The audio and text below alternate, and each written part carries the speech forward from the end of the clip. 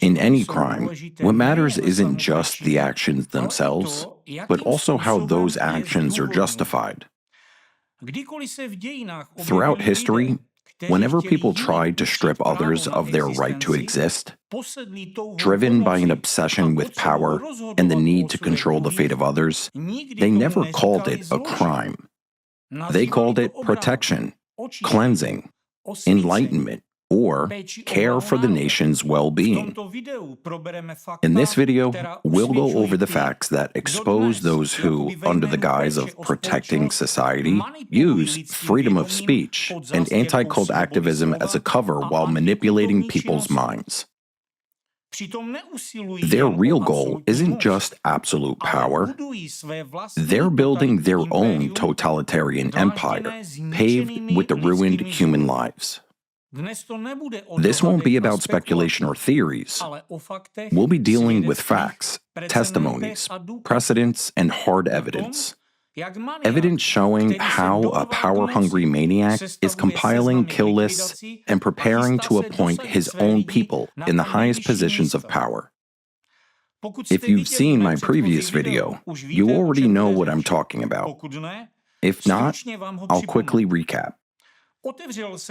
I raised the topic of Alexander Dworkin's activities and those around him. The same notorious Russian sectologist or cult expert who has turned out to be not only a manipulator, but a man with documented psychiatric diagnoses, a clear pathological drive towards sadism, and, according to victims' testimonies, pedophilic tendencies known as coprophilia, sexual arousal from eating feces. I showed how, over the course of 30 years, he built a vast network of influence, razzias, and affiliated organizations, all under the facade of a so-called fight against sects and cults. It's a sectarian structure that uses violence, coercion, and psychological terror.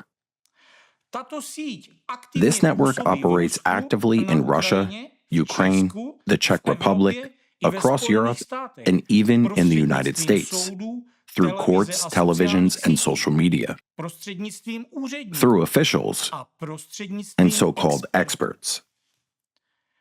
According to Dworkin's own criteria, his organization meets the definition of a classic totalitarian sect, with a rigid hierarchy, centralized power, secret rituals, and a cult leader. A sect that has gained access to law enforcement agencies, courts, and government ministries. A sect that presents itself as a civic organization of anti-cult fighters, protectors of society, and religious sanitation workers. But in reality, it's the most aggressive, anti-human, and extremist cult of our time. You may wonder, why didn't you notice? Because Dworkin and his followers never wanted you to notice. They disguise themselves as people who care about society. They claim to be saving people from cults. But in reality, they destroy anyone who refuses to submit. The previous episode sparked an enormous reaction, and understandably so. By the factual connections and uncovered networks, it exposed not only Dworkin's psychological pathology, but also the key to his entire empire. His totalitarian cult is built on fear and humiliation. And at the heart of that power structure is a secret initiation ritual involving the consumption of human feces. Yes, it sounds disgusting. Even just mentioning it brings up the most vile associations. But that's exactly the core of control through which Dworkin keeps his army in line. Now imagine, you are ambitious but vulnerable. Dworkin offers you a position with his empire, but on condition that you undergo initiation. It's vile, nauseating, enough to make your stomach cramp. But your mind, poisoned by the hunger for power, whispers, just once, and it'll be forgotten. And then you find out that the whole thing was filmed. From that moment on, you are his slave. You're no longer a human. You're just a file in Dworkin's archive, a folder, a record, an asset. One click, and you're nobody. One phone call, one video, and your entire life collapses. Everything you surrounded yourself with thanks to the initiation, power, reputation, recognition, money, contacts, is overshadowed by what you swallowed, gagging all the while to get there. No military rank, judge's robe, or parliamentary pen will ever erase the footage of you literally eating shit for your career. And there are hundreds of such initiates in the courts, in the media, in academia, in law enforcement, in politics. This is how Dworkin built his empire of power. And not just in Russia, in Europe too. His cult is a coprophilic pyramid where every level is ruled by fear, filth, perversion, manipulation, and blackmail. You may ask, what's the point of all this? It's simple. So Dworkin can take control, not just of institutions, but of a society as a whole. Ask yourself a simple question. What would people who've gone through his initiation do to protect their reputations? How far will they go to prevent the truth about how they gained their high positions and power from coming to light? What kinds of decisions will they make once they are entrenched in authority? What laws will they push through? What rights will they trample on? And what freedoms will they suffocate? Will they defend justice? Or will they, like rabid dogs, hunt down dissenters, persecute scientists, and sow informational terror, all to keep their dirty laundry hidden? That's where Dworkin's genius lies. He has turned something utterly vile into the most reliable instrument of control. His ritual is not just a twisted act. It's a weapon of mass subjugation. After this information was made public, as is often the case, some understood what was at stake and showed their support. Others started getting nervous. And as it turns out, they had every reason to be.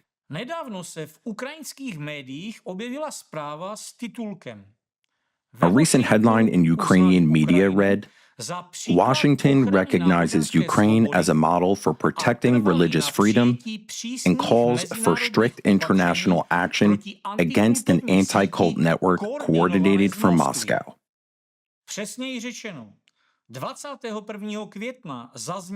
More precisely, on May 21st, from the stage of a Washington-based forum with the backing of U.S. government circles, a clear call was made at the Civil Society Congress, held as part of an international IRF Builders Forum, a call for an international investigation into the operations of this anti-cult network and for the launch of a targeted criminal prosecutions against all of its members.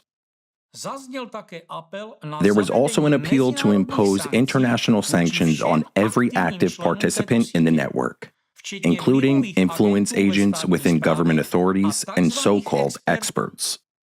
Do you understand what this means? For those who have forgotten, or perhaps never knew, let me remind you.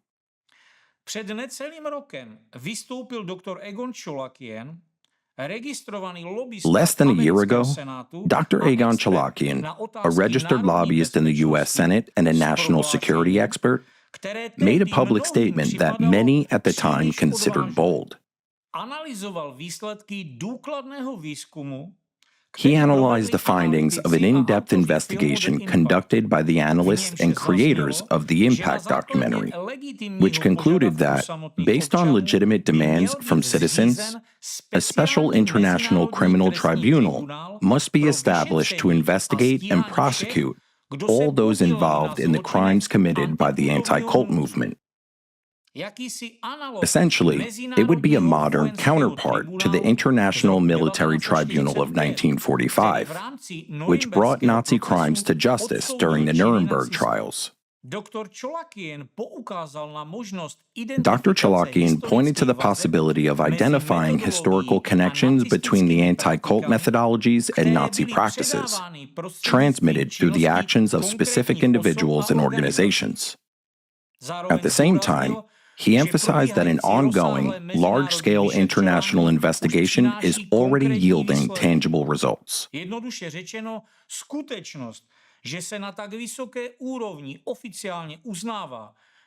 Simply put, the fact that, at such a high level, it is now officially acknowledged that anti-cultism is a form of organized extremism, used in hybrid warfare and political sabotage, and posing a direct threat to global security, indicates that a new Nuremberg trial mentioned a year ago is starting to take visible shape.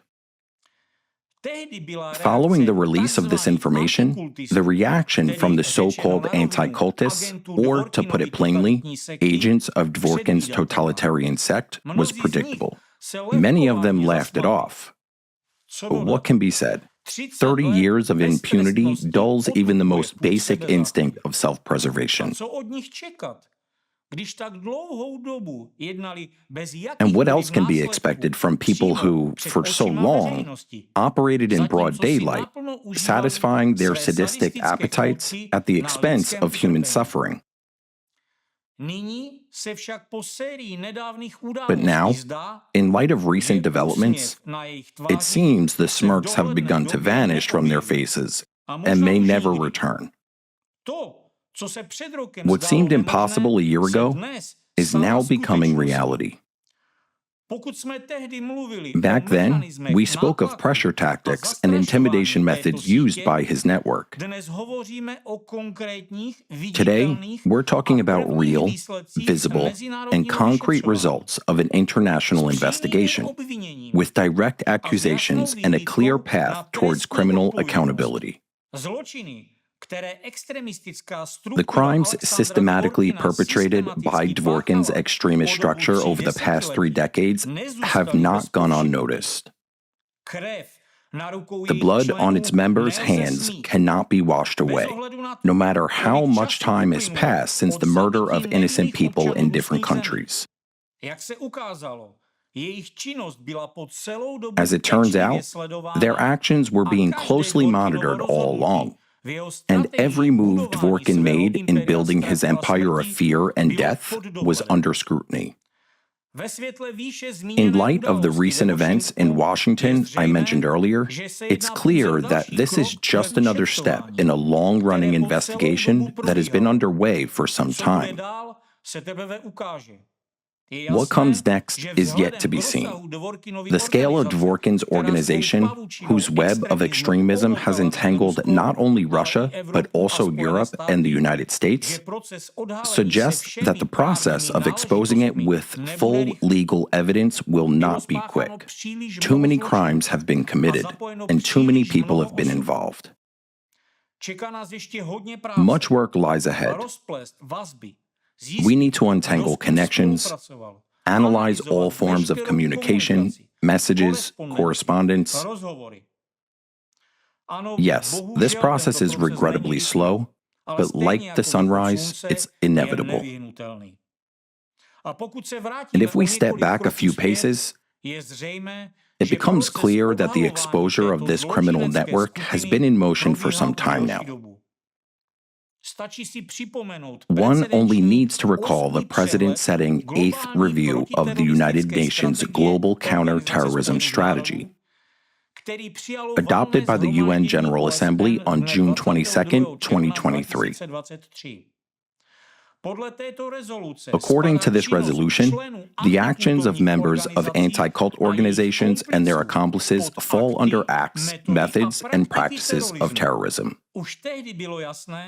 Even then, it was evident that what Dvorkin and his sect members were doing constituted terrorist acts against all of humanity. Considering the scale and the grave threat posed by these crimes to society, it is now apparent that all key figures within this extremist group, as well as anyone who, directly or indirectly, through their actions or criminal inaction, aided and abetted their commission, may be held accountable for an array of crimes, including terrorism, genocide, crimes against humanity, and crimes against humankind as a whole. And as you've probably guessed, the process has already begun. An impressive step was taken by President Donald Trump, who, on May 1st, 2025, established the National Commission on Religious Freedom. President Trump stated that the federal government will identify emerging threats to religious liberty, uphold federal laws that protect all citizens' full participation in a pluralistic democracy, and protect the free exercise of religion. This includes protecting people from coercion, discrimination, and repression. Then, just a few weeks later, on May 21st and 22nd, the Civil Society Congress took place in Washington as part of the International IRF Builders Forum. The event brought together high-level figures from the U.S. executive branch and diplomatic circles. What stood out in particular at the forum was the mention of Irina Kremenovska, an operative in the Russian organization Razziers in Ukraine, whom I've already discussed in my previous video. She is yet another outspoken representative of the coprophilic sect, with a hyperfixation on excrements. Kremenovska's activities are directly tied to Alexander Dvorkin and his extremist network. Let me remind you that it was she, evidently acting under the orders of her guru, who took part in the organized persecution of volunteers from Alatra International Public Movement in Ukraine. This movement is known for its extensive research in the fields of geodynamics and environmental transformation.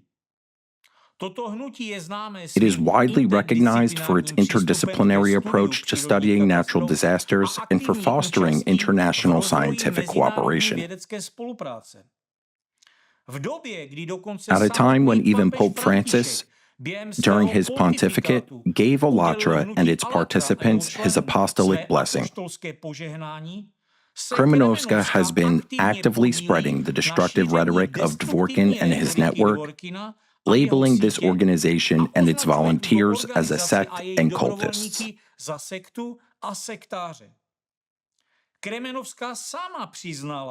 Kremenovska herself admitted that for many years she had worked to initiate criminal prosecutions against participants of Alatra based on fabricated expert assessments she had authored herself.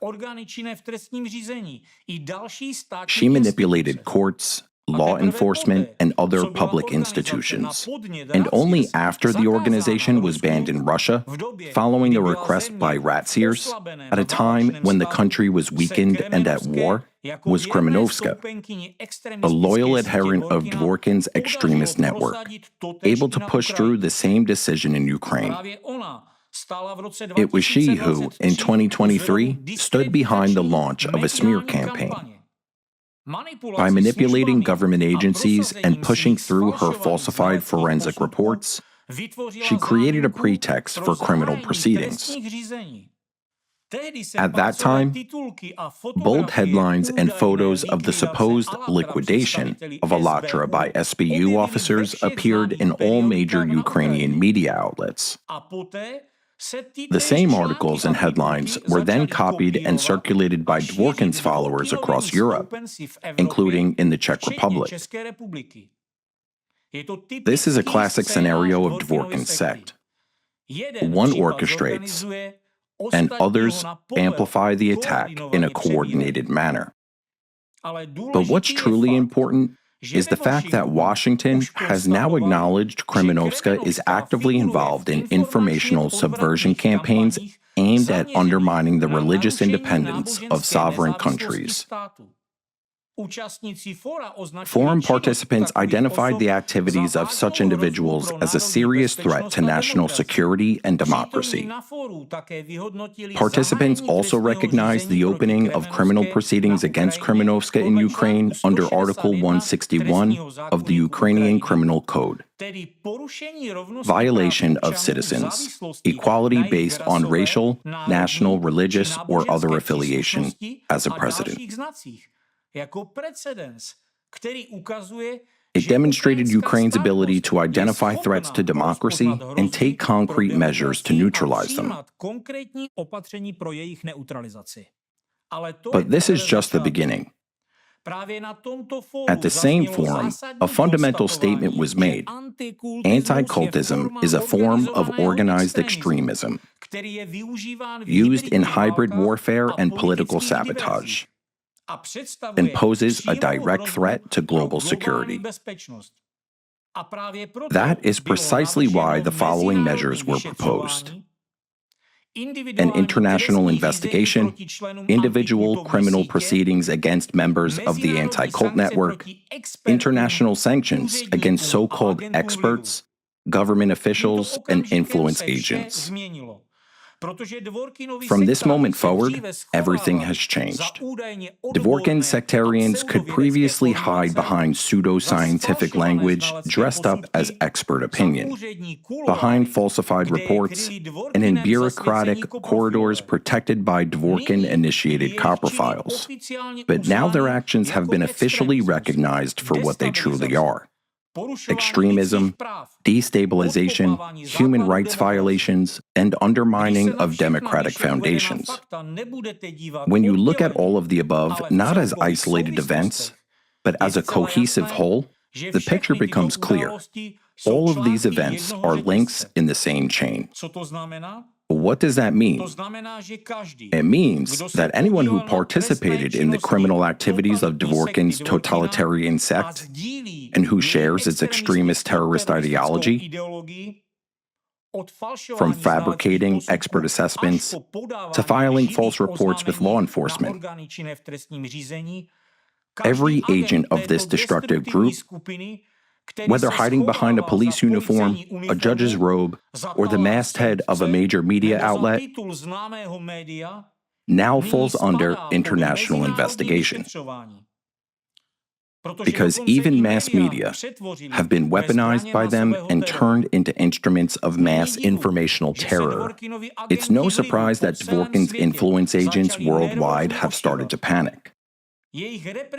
Their repressive machine, which ground human lives to dust for 30 years, has started creaking and pulling in the opposite direction. While in the past, they were constantly on the offensive, attacking and accusing, today, those most guilty are desperately trying to defend themselves. Some have fled to other camps, seeking shelter under a new banner, in hope that switching allegiances will spare them from retribution. Those are the smarter ones. While the dumber ones still believe they'll get away with it because someone told them. You merely made reposts. You merely referred to an article.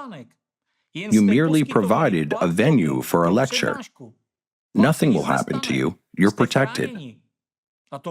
Meanwhile, what they did was real informational terrorism. And just like that, the person who authored extremist material commits an act of informational terrorism. So too does the one who supports and disseminates that information. Both will be held accountable.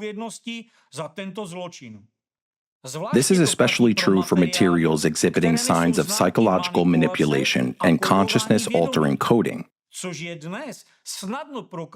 Something now easily provable through psycholinguistic analysis conducted by qualified experts in psychology and consciousness manipulation, and by real experts, not the coprophilic pseudo-specialists. Today, we're witnessing members of this extremist organization, who bear all the hallmarks of a sect, frantically deleting posts, erasing messages, conversations, contact lists, and connections. For some reason, they thought no one was watching. So let this be a message to the rats fleeing a sinking ship. You can delete posts. You can wipe your chats. But everything you've ever said over the phone, even whispered near a device, has been recorded and archived for a minimum of 2 years. Anything that caught investigators' attention is stored permanently. All your secrets are now part of the global digital investigative archive. You don't need to bother anymore. There is no point in deleting anything now. Nothing will disappear. Did you really think you could erase your tracks as if nothing had ever happened? But the internet remembers everything. Every like, every repost. Even while you watch this video, hundreds of thousands of pages of correspondence are being analyzed, archives are being compiled, and case files are being prepared. Some might still protest, but did Dworkin and his followers actually kill anyone? They only spread their Nazi-like ideology, claiming things like sectarians aren't people, and they have no right to exist. An ideology of hatred built on something for which even a journalist who merely published a magazine where he simply disseminated Nazi ideas that led to millions of innocent lives lost was sentenced to death for crimes against humanity during the Nuremberg trials. Remember Julius Streicher? And what is Alexander Dworkin and his extremist group doing today? Are they not creating the very conditions for brutal killings, violence, and aggression against specific groups and individuals, just as it happened under Nazi Germany? His network is building a system of hatred that fuels, encourages, and justifies violence.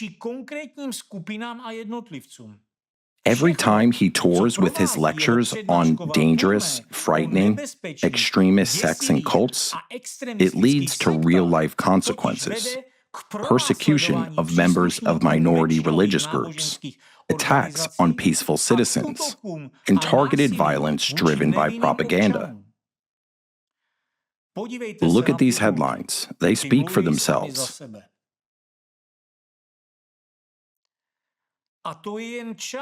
This is only a fraction of the violence incited by the extremist terrorist ideology propagated by Dworkin.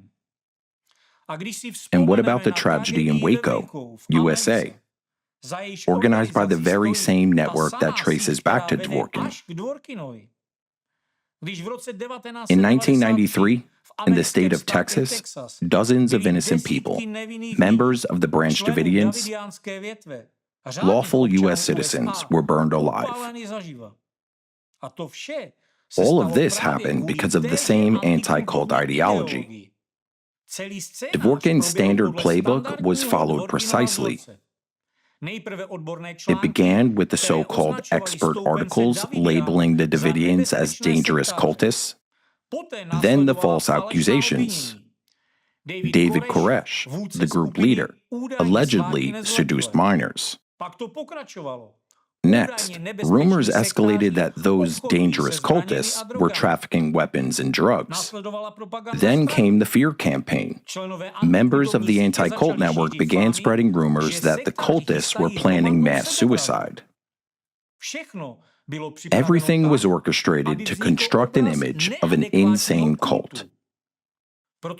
Because once you manufacture that label, the destruction of so-called cultists becomes framed as protecting society from a threat.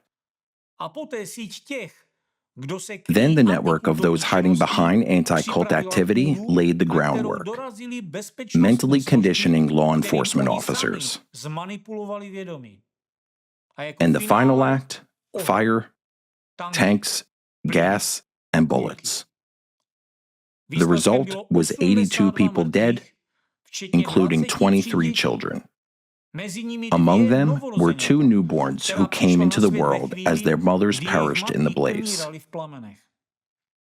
The gas used against everyone in the building, including the children, was banned by the Geneva Convention. This gas causes such severe convulsions that bones break from spasms. It eats away at the lungs. It kills slowly and agonizingly. And it all happened based on the false testimony of anti-cultists, their informational terror and manipulation. All of it was planned and organized by those hiding behind the anti-cult network that embedded its ideas into intelligence agencies, media, and into people's minds. The operation against the alleged cultists was carried out by Rick Allen Ross. The anti-cult organization CAN, which according to some sources is linked to Dvorkin's own murky past, and a whole network of media outlets controlled by anti-cult activists. That's how the tragedy unfolded.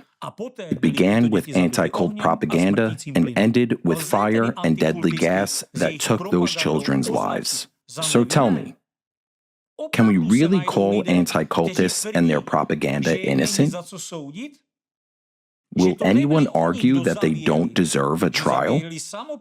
Will anyone say it wasn't them who killed, but rather the guns, the gas, and the fire? But all of those guns and fire only appeared because of their hateful rhetoric, because they convinced law enforcement that cult members didn't deserve to live.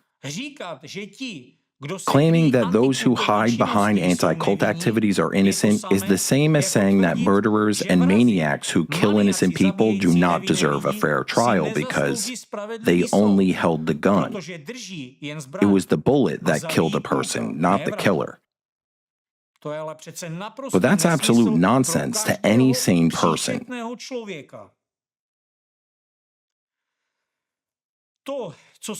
What happened in Waco was a public execution, a Holocaust carried out according to a methodology Dworkin appropriated from the Nazi ideologue Walter Koenig.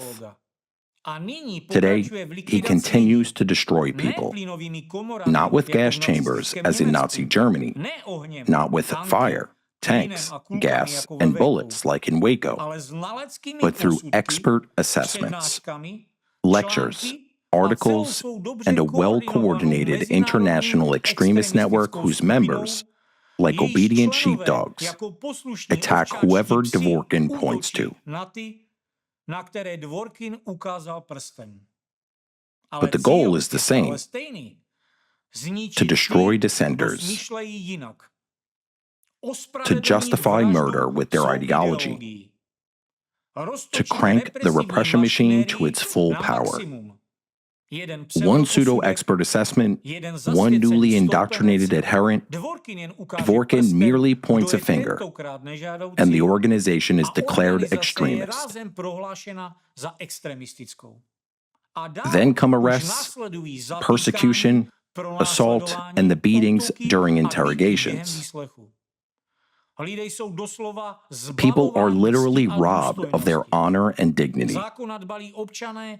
Law-abiding people who have done nothing wrong are branded criminals and villains. And the worst part is that they are often killed.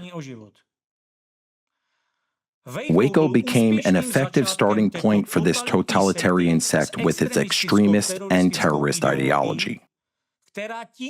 From that point on, they continued implementing what became a massive, bloody stain in human history. They began shaping a new reality, where children shoot other children. And again, they commit crimes with other people's hands, Only this time, it's even more horrifying because they commit them with children's hands. They don't take up weapons themselves. They make sure it's your child who walks into a school with a gun. School shootings aren't spontaneous. It's a programmed act through puzzle piece coding, a form of informational influence on human consciousness.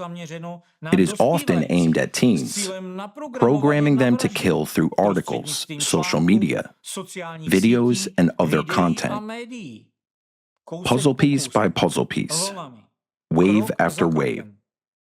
Reality becomes substituted, and in the end, a teenager picks up a weapon, falsely believing that this was their personal decision. But it wasn't their choice. Someone decided for them. Who's behind it? The same ones behind the Waco tragedy. The same ones writing articles about dangerous cults and crazy fanatics. Those who hide behind concern for safety, but stoke hatred and activate their blood-soaked manipulation machine. We're talking about a meticulously structured, multi-layer system of psychological programming, developed and implemented by representatives of the same international totalitarian sect, rightfully seen today as the most dangerous terrorist organization in the world, the sect of Alexander Dworkin. This isn't some wild conspiracy theory. It's a consistent reality supported by a multitude of facts and documents. They fabricate an enemy image through video games, demonize cultural symbols, manipulate millions of gamers' emotions, and embed kill triggers into entertainment. These are tools of this extremist network. Tools that, right before our eyes, are turning people into sleeper killers ready to act on command. Those commands aren't spoken directly. They're embedded subconsciously through music, images, character dialogues, and symbolism which gamers don't even consciously notice.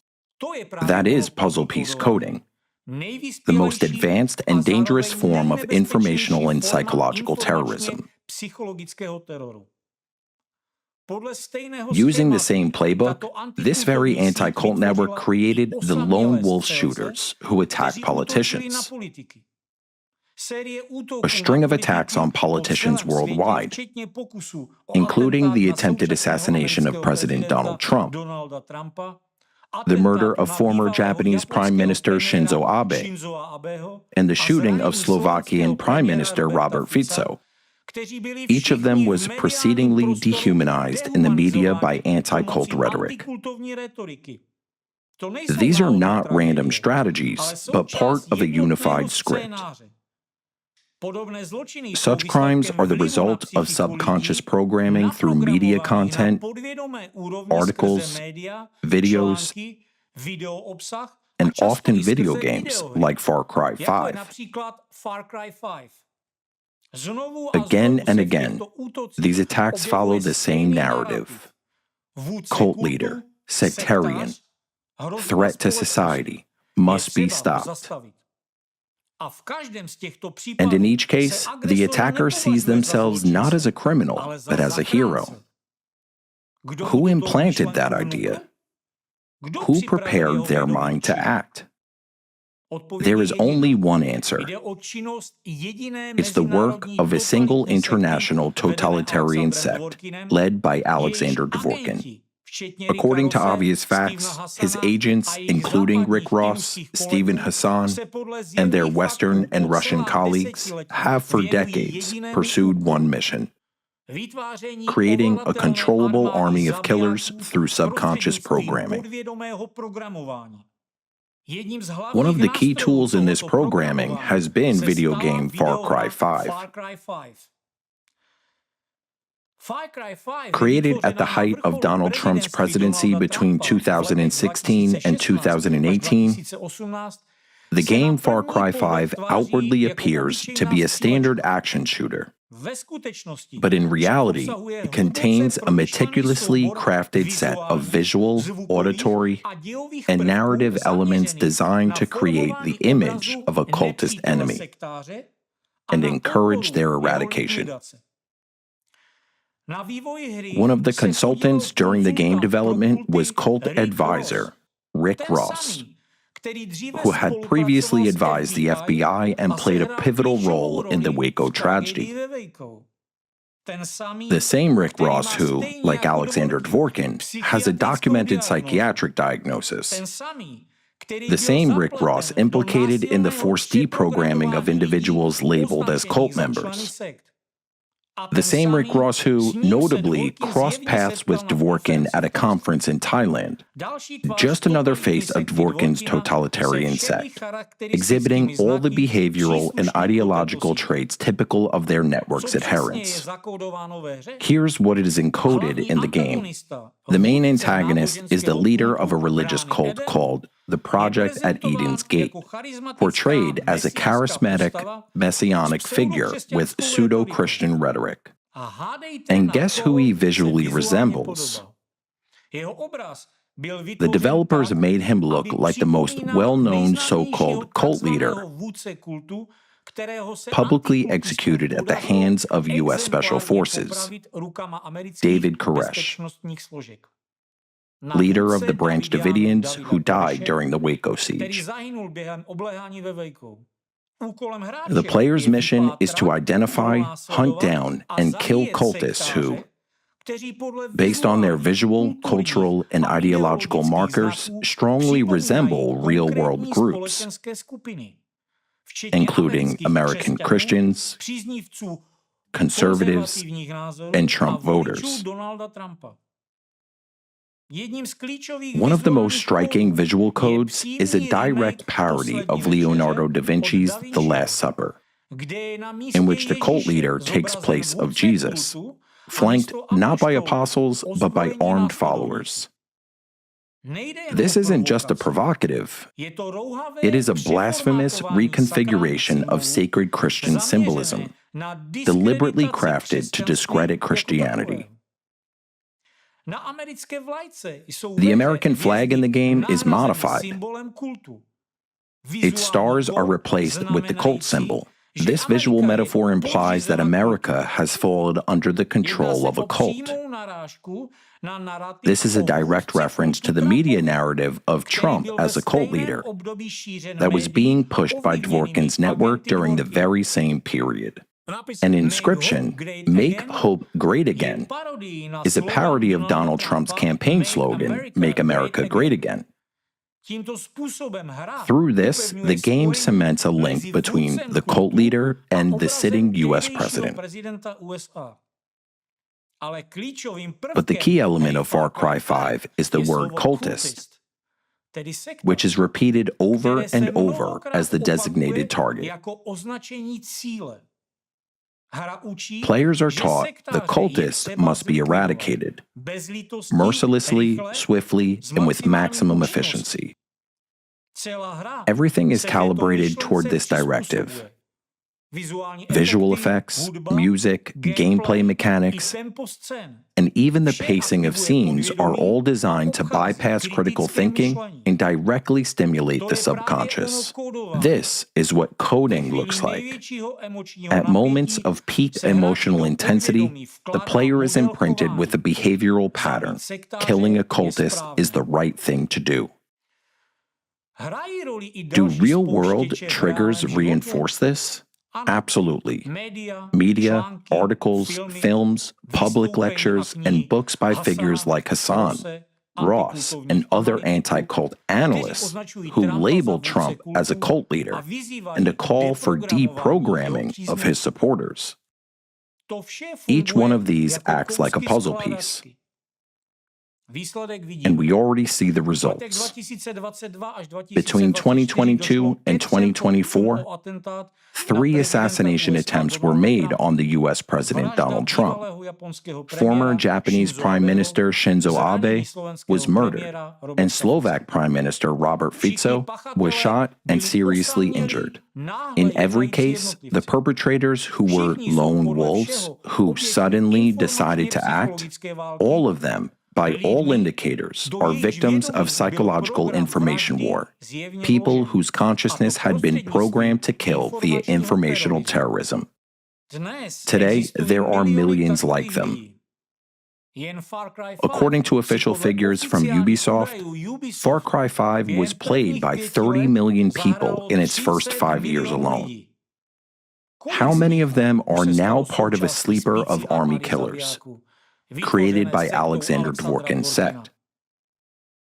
If anyone still believes these kinds of video games are just entertainment, it's worth remembering Waco, Columbine, and the Trump assassination attempts didn't start with a weapon. They started with the image of an enemy planted in someone's mind. Today, this enemy image is the primary weapon of Dworkin's totalitarian sect, which, under the guise of fighting cults, eliminates politicians, believers, and dissidents, using the very people it programs. This isn't just manipulation. It's a large-scale terrorist operation where even a video game becomes a weapon of mass destruction. And its consultants are far from peaceful cult experts they claim to be. They are active participants in a criminal network training ideological killers through digital platforms. What we are witnessing is a modern form of global informational terror, orchestrated by the adherents of a totalitarian sect under the leadership of the mentally sick copperphile Alexander Dworkin. Based on everything outlined earlier, they can already be classified as individuals engaging in terrorist activities through mass manipulation of consciousness. Participation in a terrorist network isn't a matter of opinion. It's a matter of criminal liability. A like under content that leads to human deaths, a repost of disinformation, or a commissioned expert evaluation isn't just an action. It's a contribution to a system that has shattered lives, destroyed families, burned churches, sown fear, and taken lives, all under the guise of protecting society from so-called dangerous cultists. Dworkin's sect is not a group of disparate fringe individuals with a cult-fighting obsession. It's a global machine of subjugation and destruction, bound not only by a destructive ideology, but also by the dirtiest methods of totalitarianism: humiliation, fear, and initiation through moral degradation. Every member of this machine knows the rules. Survival depends on submission of the one who passed initiation, swallowed humiliation, and is living with that. For decades, under the noble guise of fighting cults, Dworkin has been building a cult of himself, amassing power through initiated followers and using them to construct his empire. But every empire crumbles. If we trace the chain of events from the resolution in June 2023, Trump's May 1st decree, and the Washington Forum on May 21st and 22nd, with its calls for sanctions and criminal cases against all members of the extremist group masquerading as an anti-cult movement, it becomes clear Dworkin's empire has started collapsing. Dworkin himself understands the time of throwing around his feces is coming to an end. while the golden throne of his absolute power is still not erected. Therefore, it seems no coincidence that, in the spring of 2025, his network and affiliated media began pushing the narrative that the Russian president might be seeking a replacement. Is it by coincidence that the media and blogs affiliated with Dworkin's sect have already turned on their overtime windows and started mentioning the names of candidates to replace Putin? The names of Dworkin sectarians? Those initiated ones who are under the total control of his feces? Mass media portray those candidates as Putin's own choices and work hard to build public trust in them. A classical tactic is in play. They present several options, all of whom are, in reality, members of a secret order and initiated by Dworkin. Yet, why has this topic gained traction now? After all, just a year ago, there wasn't even a hint of a presidential transition. Putin's term doesn't end until the year 2030. Are they sure a new president will be inaugurated sooner? And are they preparing Dworkin sect members as replacements? What raises even more questions is emerging information that Dworkin's inner circle is also preparing for a change in the patriarchate. Even though the current patriarch appears to be in good health. Do they think he is too old or possibly unwell? Or do they know something we don't? I don't know. And frankly, it's not my concern. If anyone knows, speak up. Perhaps the patriarch truly has health problems. I wonder, how do they plan to replace the patriarch? It's a multi-layered and complex process. The election of a new patriarch occurs through the local council, a kind of a church parliament with a mixed composition. About half of the voters are bishops, while the other half are clergy, monastics, and laity. Candidate selection, however, takes place beforehand at the bishop council, that includes bishops only. Given that Ratzier's already controls every diocese, that Dworkin's operatives are entrenched in the patriarch's inner circle, and that Dworkin has purged countless priests who dared oppose his system or refused to undergo his initiation, with the rest of the church just bowing down to him, it becomes evident that his sect would have little trouble placing their own people on the list of candidates for the patriarchal seat. If we recall Dworkin's past close ties with Andrei Kurayev, who, according to some sources, played a key role in the election of the current patriarch in 2009, it seems plausible that Dworkin, now with even more connections and influence, can easily push his sect members into candidacy.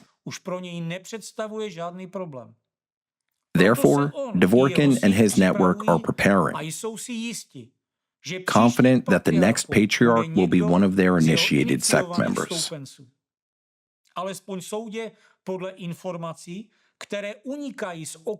According to leaked conversations and correspondence, Dworkin's inner circle is already calling him our patriarch. But as you understand, no matter which of Dworkin's followers takes this position, the true patriarch will be Dworkin himself, wielding the full power of the Russian Orthodox Church from behind the scenes, just as he always has operated before. There's much evidence that the sect of coprophiles is gearing up for a total takeover. I'm personally deeply concerned that they are already preparing to replace two of the most pivotal figures in Russia. It's terrifying to imagine a mentally unstable individual, a sadist, pedophile, and coprophile, standing behind the leaders of a nation with the world's largest nuclear arsenal.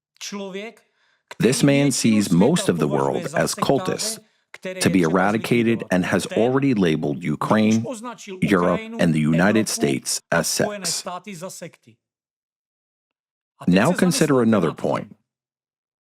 Dworkin is mentally sick, and he constantly anticipates threats from the outside, from everyone, near and far.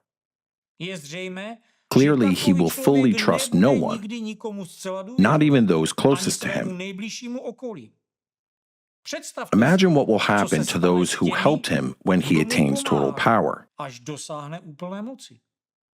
History has already seen tyrants who came to power and ended up executing even their inner circle, out of fear of betrayal and fear of death.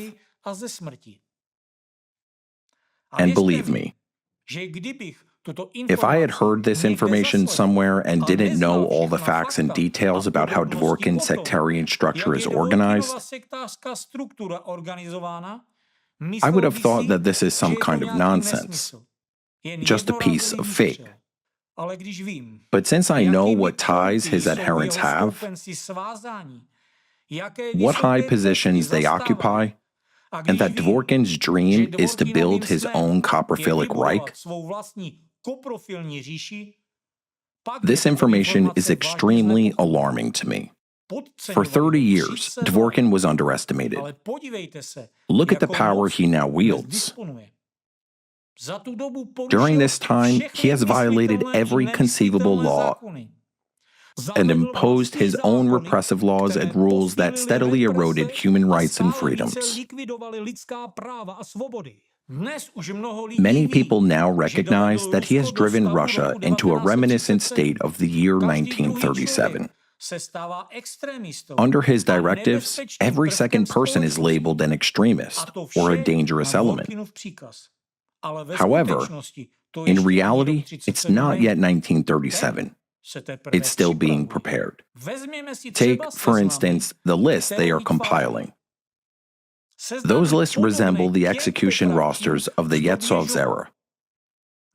One such list, ominously titled "For Liquidation," features a name at the top, a woman named Brichova, marked with 3 exclamation points and labeled "Personal." And then the list continues with well-known figures, both inside and outside Russia: Dugin, Shevchenov, Mikhalkov, and many others. A second list titled Expropriations with Consequences includes names like the Rotenbergs, the Kovalchuks, Monterov, and a number of other people. What do consequences mean? That's a question for the list compilers. And I wonder, don't Russian security services see this? Unlikely they don't. If some people see this, why would others fail to? A simple example: Dworkin and his coprophilic revolutionary followers are considering 2 high-ranking generals for the position of FSB director. The one who was the leading candidate at the beginning was cut off by Dworkin himself because, according to him, at the right moment he can let us down, as he is too loyal to the Tikhonovs. I don't know who the Tikhonovs are. Probably some oligarchs. But one thing is certain. While some generals think they control something, at this time their fates are under the control of a coprophile.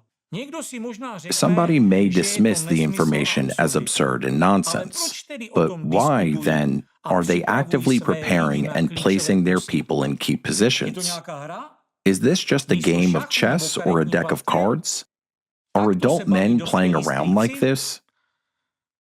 But if it were just a chat over a cup of tea, or in the case of Dvorkin's sect, over a plate of shit, regarding whom Dvorkin and his cronies would put in one or another position, would they behave like revolutionaries with persecution mania? Why then do they conspire and hide? Why do they conceal and guard their lists so carefully? Why do they arrange secret meetings, encrypt correspondence, and use separate phones for hidden communication? What do they have to hide? And what do they fear, especially with so much influence? Frankly speaking, in the digital age, all of this is ridiculous. And everyone can see everything plainly visible. Obviously, they are preparing for something, and the situation is really alarming. It's chilling to think that, God forbid, a mentally unstable individual, a sadist, pedophile, and coprophile could gain control of a nation with the largest nuclear arsenal. After all, if his feces-initiated followers take the helm of both the government and the church, Dvorkin would wield unrestrained power, because the true ruler would be him. He may seem like a gray mouse, but in reality, he's a gray cardinal, with a web of influence stretching across nations. In the UK, the United States, Ukraine, the Czech Republic, everywhere. Although some people believe and say that he's nobody, this gray mouse moves the chess pieces so skillfully that even presidents believe they are the ones dictating the game, blind to the fact that the board has long been drawn to someone else's strategy. Credit where it's due. As I've said before, Dvorkin is a genius, a mentally sick genius. He's a genius because he managed to fool everyone and build his own empire. What will happen next if this mad genius, who sees not just individuals but entire countries as dangerous cults and sects, gains access to that very button? Who will stop his hand hovering over it when all key positions are held by those who once swallowed their humiliation and are now bound to serve him to the bitter end?